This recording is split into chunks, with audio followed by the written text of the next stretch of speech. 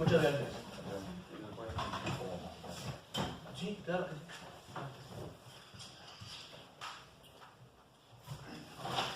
Bueno, como todos bien sabemos, el nuevo presidente utilizó mucho como eslogan de campaña esta idea de la cuarta transformación, junto con otra serie de ideas, ¿no? La idea de la cuarta transformación, mejor así, yo creo que bueno, esta idea de la cuarta transformación es bastante general, bastante amplia, bastante vaga. Podríamos decir que está algo vacía de contenido. No obstante, de todas formas, lo que se trata de transmitir con esto es la idea del intento o la ambición de pasar a la historia, de generar algún progreso significativo, sustancial, en todos los aspectos de la vida pública del país, que sea comparable ya sea a la independencia de México, a la reforma, a la revolución, etc.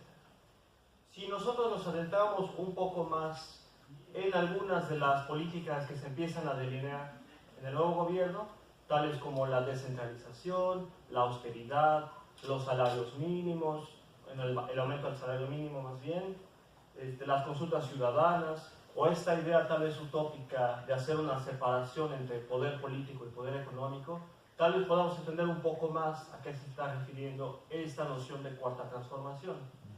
No obstante, lo más importante de todo, quitando esto que acabo de decir, lo más importante del fondo es el intento de encontrar un modelo de desarrollo alternativo al neoliberalismo que históricamente ha imperado en nuestro país desde la presidencia de Miguel de la Madrid hasta Peña Nieto.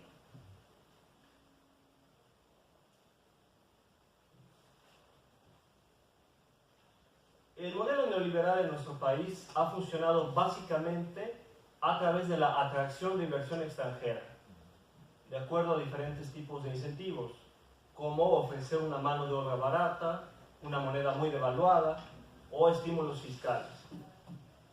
Todo esto con tal de hacer que empresas extranjeras se deslocalicen de su país de origen y se relocalicen en nuestro país. Y a eso se le llama competitividad, ¿no? De tal forma que el aparato productivo está orientado básicamente hacia la maquila. Es decir, que nuestras fábricas, que no son nuestras, son extranjeras, lo que buscan es importar herramientas y también utensilios para luego ensamblar aquí otro tipo de productos más sofisticados y exportarlos finalmente a bajo costo. El problema con este modelo y con esta orientación del aparato productivo es que se basa finalmente en el subdesarrollo. Es un modelo de desarrollo que se basa en el subdesarrollo, porque depende de tener salarios bajos, de que las empresas paguen la menor cantidad de impuestos posibles y nos vuelve finalmente dependientes de la industria y la tecnología del extranjero. Además de que con este modelo maquilador las ganancias para nosotros siempre van a ser muy bajas. Si quisiéramos transformar el aparato productivo, entonces necesitaríamos industrias nacionales exitosas, ¿sí? No extranjeras, sino nacionales exitosas, de base tecnológica y que basen su idea de competitividad no en bajos salarios y bajos impuestos, sino más bien en generar productos y servicios con un alto valor agregado en base a conocimiento e innovación en ciencia y tecnología.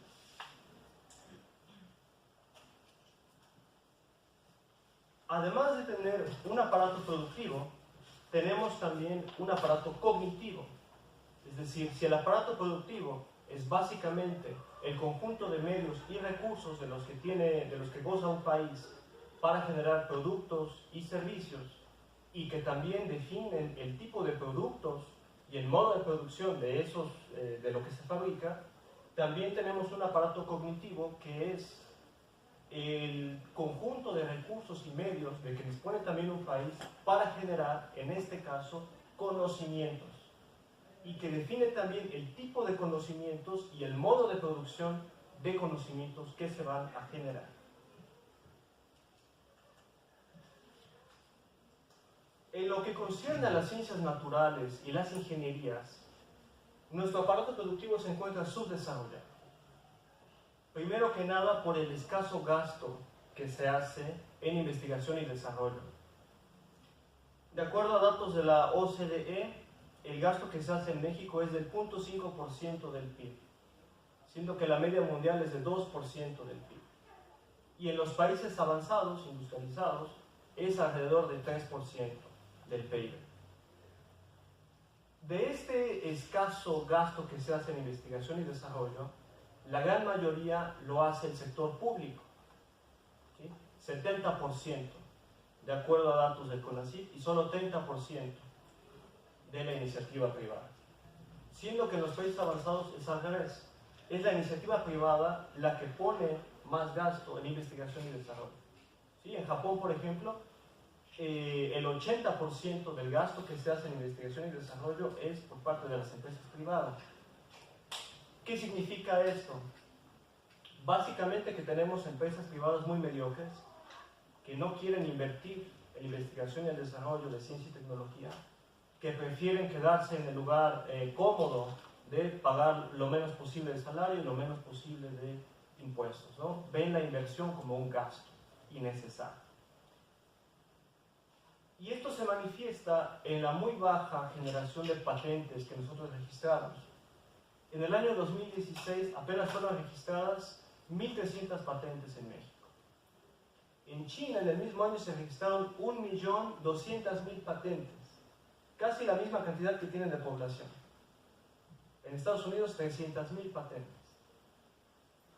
Nosotros podríamos pensar que esto tiene que ver con el tamaño de la población de esos países, ¿no? Sin embargo, cuando nosotros vemos otros países con una población más baja, vemos que también nos superan ampliamente en el registro de patentes. Alemania, 50.000, Francia, 14.000 en el mismo año. Y entonces también podríamos pensar que tiene que ver con el grado de desarrollo industrial, económico, tecnológico, etc. Y sí es cierto. Pero también hay países con menor cantidad de población y menor desarrollo industrial que nosotros que también nos están superando en el registro de patentes. Turquía, 6.000 en el 2016. Ucrania incluso, que está en este problema muy grave de crisis geopolítica y económica, 2.000 patentes registradas. Esto con datos del Banco Mundial.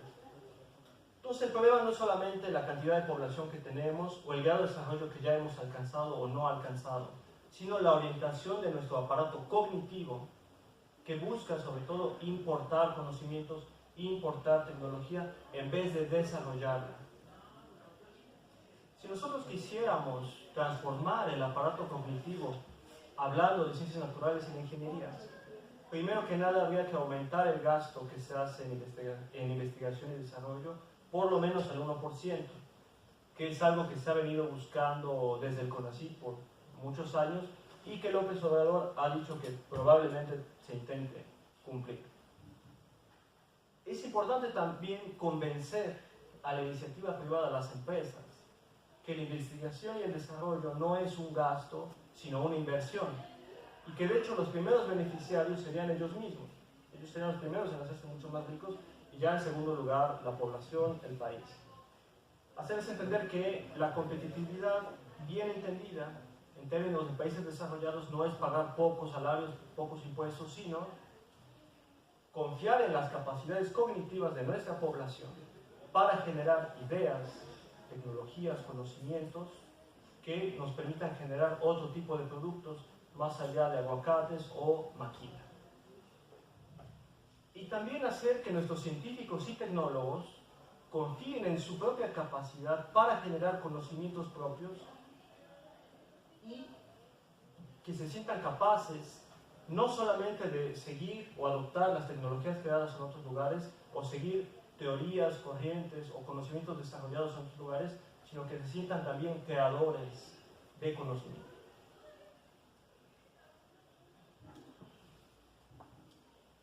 Cuando hablamos de el aparato cognitivo en lo que se refiere a ciencias humanas y sociales, también tenemos un problema similar con el tipo de conocimientos que generamos y con el modo de producción de estos conocimientos también, que viene condicionado por un cierto imaginario intelectual, una serie de ideas, presupuestos, creencias usos y costumbres incluso, que tenemos muy enraizados en nuestra cultura académica. Hay por lo menos 3 tendencias que obstaculizan nuestro desarrollo intelectual de nuestras disciplinas. El malinchismo intelectual, la maquila académica y la alienación cultural.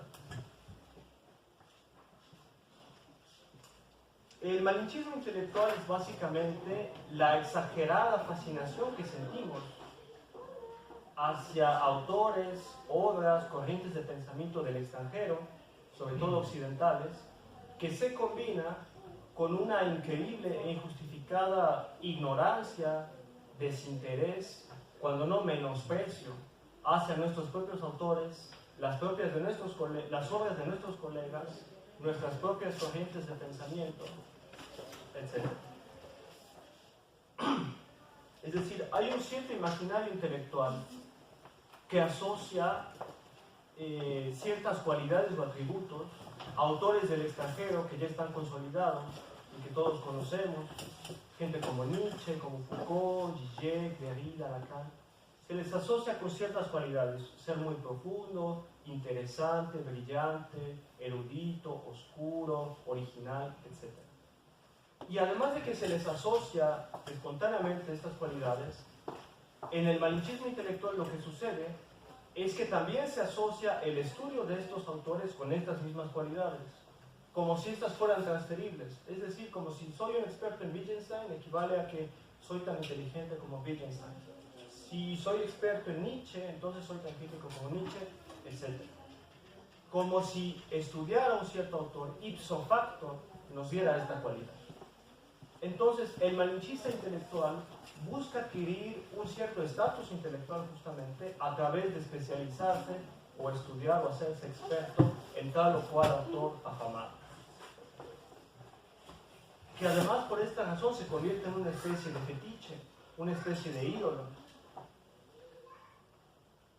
Yo recuerdo que cuando hacía mis estudios de doctorado en Francia tenía un conocido, medio amigo, que hacía su tesis de filosofía sobre Jacques Derrida.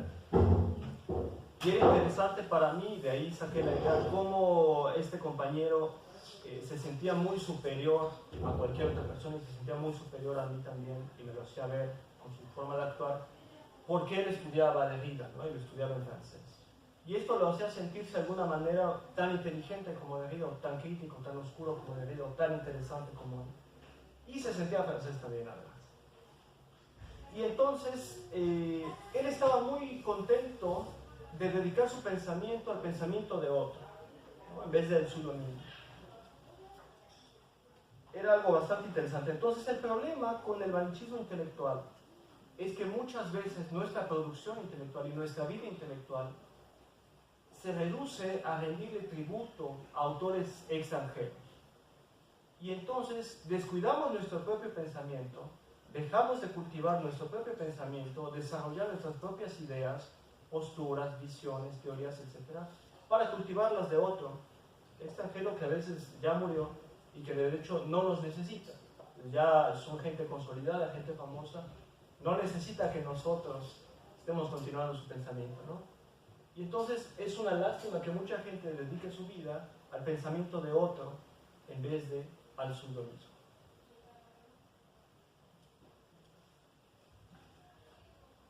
La maquila académica es básicamente cuando limitamos nuestra producción académica a generar conocimientos que son derivados de otros conocimientos que no son nuestros, que son ensamblados además y que no son originales.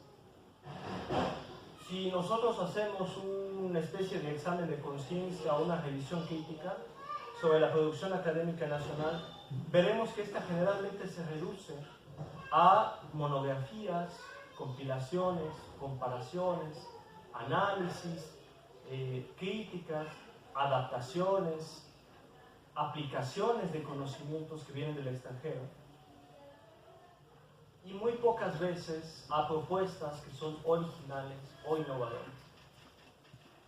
Cuando se trata un cierto tema, generalmente lo que se viene haciendo es importar ideas del extranjero, ensamblarlas y con eso se pretende construir conocimiento. Y pocas veces se desarrolla una visión personal sobre el tema.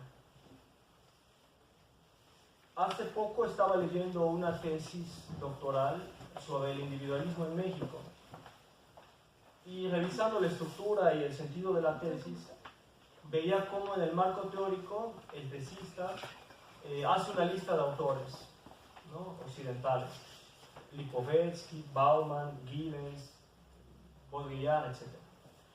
Y hace un resumen de las propuestas sobre el individualismo que tiene cada uno de estos autores.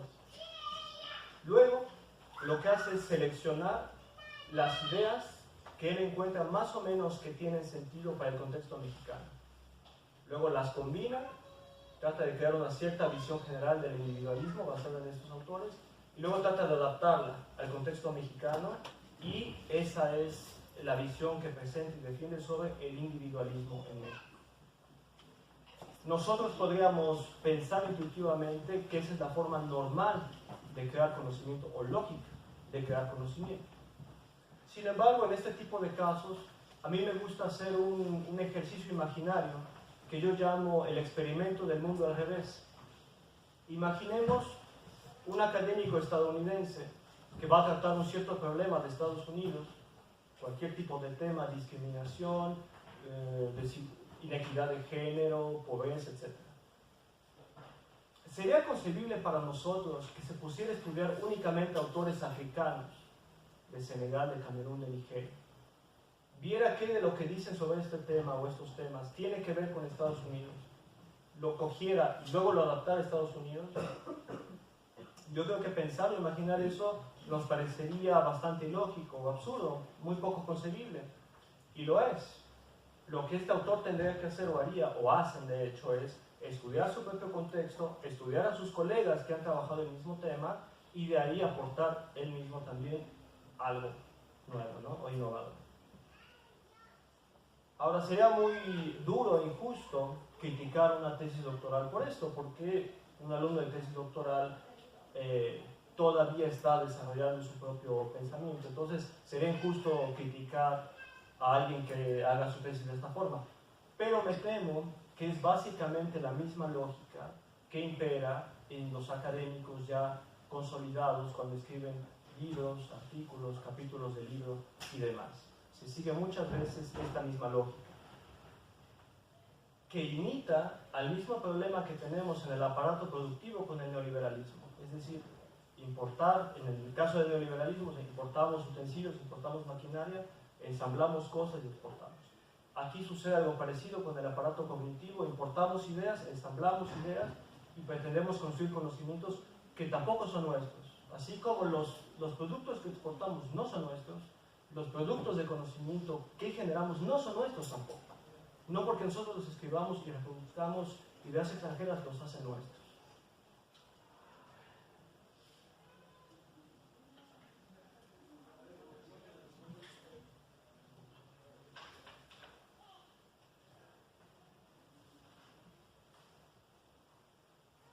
Finalmente tenemos la alienación cultural. Todos estos tres están muy relacionados entre ellos.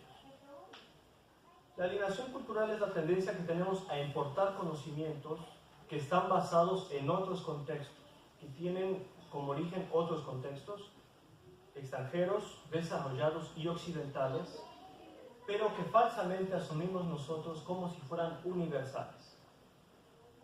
Entonces, generalmente leemos autores occidentales que han desarrollado sus ideas de acuerdo a su propia realidad, que han teorizado o elaborado teorizaciones de acuerdo a su propio contexto, y que a menudo son etnocéntricos, ¿no? Es decir, generalmente estudian su propio país y hacen generalizaciones para a veces toda Europa, para todo Occidente, todas las sociedades avanzadas, y a veces para toda la humanidad, ¿no? Lo cual ya sería un problema en sí. Pero es aún peor cuando nosotros, al leer estos autores, los extrapolamos o extrapolamos sus ideas a nuestro contexto de una manera justamente descontextualizada y acrítica. Y entonces tratamos de entendernos a nosotros mismos a través de los ojos de otros, desde una latitud ajena, desde un contexto o un territorio que es ajeno a nuestro. Esta es una problemática que Samuel Ramos ya había detectado a mediados del siglo XX en su libro El perfil del hombre y la cultura en México. Y él concluía que hay que pensar México desde México y como mexicanos, porque es lo único que tiene sentido, en vez de tratar de pensar México desde el extranjero y con ojos del extranjero. Otro problema de la alienación cultural es que genera un sesgo teórico, que yo llamo occidentalismo o un sesgo occidentalista, en el cual vemos que en la mayoría de teorizaciones que abundan en nuestras disciplinas hay una sobrerepresentación de ideas, autores, contextos, obras occidentales que pertenecen de hecho a una parte muy pequeña del mundo, que representan una parte muy pequeña de la humanidad. Si quitamos territorialmente Estados Unidos y Canadá, Europa es un lugar prácticamente insignificante en el mundo. Por población también es casi insignificante, quitando Estados Unidos. Y generalmente nuestras teorías, nuestras ideas, están basadas en esos contextos. Entonces hay una sobrerepresentación de Occidente que se combina con una subrepresentación del resto del mundo, que por definición es no desarrollado y no occidental. ¿Cuántos autores conocemos de África? ¿Cuántos autores leemos del mundo árabe, de Asia? ¿Qué realidades conocemos sobre Tailandia, Vietnam, Senegal, Camerún? No sé, Siria, bueno, a lo mejor Siria porque es más mediático hoy en día. Entonces tenemos una sola representación de pocos países y una cantidad de población y una cantidad de ideas que representan poco a la humanidad y una subrepresentación de la mayoría de nosotros, latinoamericanos, asiáticos, africanos, árabes, etc. Peor aún, tendemos a asociar lo occidental con lo universal.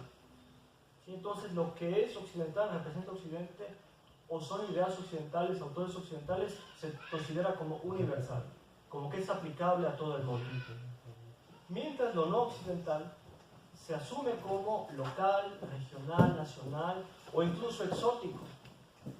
Yo recuerdo en un evento académico similar a este, yo hacía una cierta teorización basada en una experiencia mexicana. Estaba yo en Francia y un colega mexicano después en la intervención me dijo, oye, pero eso no se vale porque México es muy exótico. Y él era mexicano. Y bueno, yo le preguntaba, bueno, ¿por qué nosotros somos exóticos y los franceses son normales? ¿Es eso cierto? ¿Tiene sentido? Porque a mi modo de ver, o todos somos exóticos o todos somos normales. Entonces, todos tenemos derecho a teorizar o nadie tiene derecho a teorizar y hacer generalización. Una vez también estaba dando una conferencia como esta con un colega psicólogo social en México en esta ocasión, y él estaba trayéndonos una nueva teoría de Inglaterra